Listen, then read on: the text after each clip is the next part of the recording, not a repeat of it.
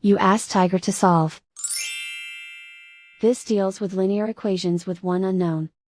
The final result is x equals 105. Let's solve it step by step. Group all constants on the right side of the equation. Add 7 to both sides. Simplify the arithmetic.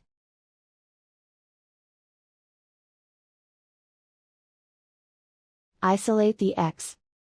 Multiply both sides by 7. Group like terms. Multiply the coefficients. Simplify the fraction. Simplify the arithmetic. And so the final result is x equals 105.